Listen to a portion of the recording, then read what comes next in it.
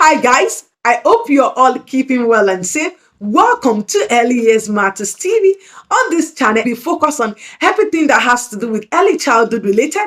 And if these are the kind of videos you're looking for, what you have to do, subscribe, and not just subscribe. Turn on that notification bell so that whenever a new video is being dropped on this channel, you'll be the first person to be notified. So today I'm going to be talking about challenges associated with inclusion in the early childhood classroom. Yes, today's discussion is going to be all about what are some of the challenges posed as a barrier to promoting inclusion in the early childhood classroom. In my last video, I spoke about what is inclusion in the early childhood classroom, and I urge early childhood educator to be inclusive. Now, today, let's talk about some of these challenges. Perhaps it's not that maybe you don't want to practice inclusion, you don't want to promote inclusion in your early childhood classroom. Maybe there are some of the challenges. One of these challenges is lack of resources. Yes, it could be lack of resources. For instance, maybe as an early childhood educator, you're trying to promote inclusion, but you're limited in terms of resources. You need to understand that in relation to promoting inclusion, it comes with providing resources as well. For instance, if you have a child that English is not their first language, definitely how are you going to communicate with the child? You're going to be sourcing visual books. So this is going to cost you money. For instance, maybe you need to adapt the classroom. Maybe you have a child in a wheelchair, you have a child that has disability, and this has to do with adaptation, and all of this is going to cost money. Maybe as a result of the resources that is limited, this could pose as a barrier to promoting inclusion in early childhood classroom. So lack of resources is one of the barriers to promoting inclusion in your early childhood classroom. Lack of resources means that you might have to source books, you might have to source colorings, you might have to source dolls, you might have to source materials in the early childhood classroom that promote inclusion as a result of limited resources. This could pose as a barrier to promoting inclusion in the early childhood classroom. Another barrier could be time constraints. Yes, time constraint. I know you have your preschool curriculum that you're following, that you have to follow, and maybe as a result of there are some things that you would like to do in relation to promoting inclusion. Maybe, for instance, you have a child in your early childhood classroom that is a slow learner, and take it easy with the child. But maybe as a result of time constraint, this could also pose as a barrier. Or as an early childhood educator, there are some things that you would like to do, but you're looking at the time, 9 to 5. I don't think I have the time to what I want to do in my early childhood classroom. So time constraint could be another factor that could pose as a barrier to promoting inclusion in the early childhood classroom. Another factor could be lack of teacher training. Yes, lack of teacher training. Research has proven that trainers lack in relation to promoting diversity and inclusion in the early childhood classroom.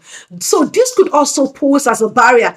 Perhaps teachers are not enlightening in relation to promoting inclusion, and one found out that teachers don't have the training required to deal with parents from culturally diverse backgrounds. So this could be posed as a barrier. You have parents from culturally diverse background that they love their culture, and maybe as a result of this could influence how these parents take on active roles in their children's early childhood education.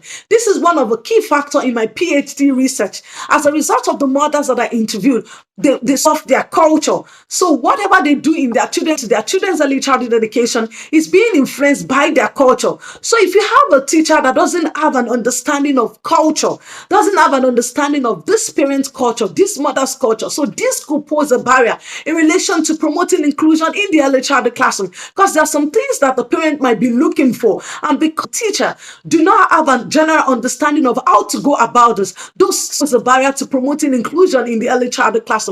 So lack of teacher training. So if teachers don't have the adequate training in relation to dealing with parents from culturally diverse background, or they don't even have training in relation to how they can promote inclusion in the early childhood classroom. So this could also pose as a barrier to promoting inclusion in the early childhood classroom. Another barrier could also be the physical environment in relation to maybe the physical environment is not promoting inclusion.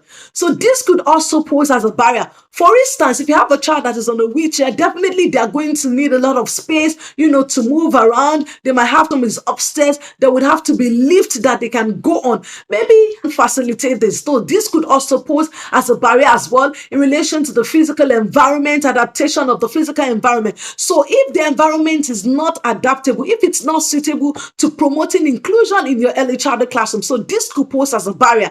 And lastly, another barrier I would like to talk about is attitude and beliefs. Yes, attitude and beliefs. It's really important that you think about your attitude and your beliefs in relation to promoting inclusion in the early childhood care and education classroom. You need to be able to go a long way. You need to be able to spread your wings. You need to be able to come out of your comfort zone in relation to promoting inclusion in the early childhood classroom. Otherwise, this is going to pose as a barrier to promoting inclusion in the early childhood care. I haven't highlighted as or challenges to promoting inclusion in the early childhood classroom. I'd like you as an early childhood educator to revisit your early childhood classroom. So what are these barriers? What are these challenges that you're facing in relation to promoting inclusion in the early childhood classroom? And not just highlighting these barriers. So how would you overcome this barrier? So the next step is for you to think about how you're going to overcome this barrier, because it's important that you promote inclusion in your early childhood classroom. And if you want more of this video on this channel, what do you have to do? Subscribe. Subscription is free. And not just subscribe, turn on that notification bell so that whenever a new video is being dropped on this channel, you'll be the first person to be notified. And until I come your way next time, stay safe and mind yourselves for now. Bye.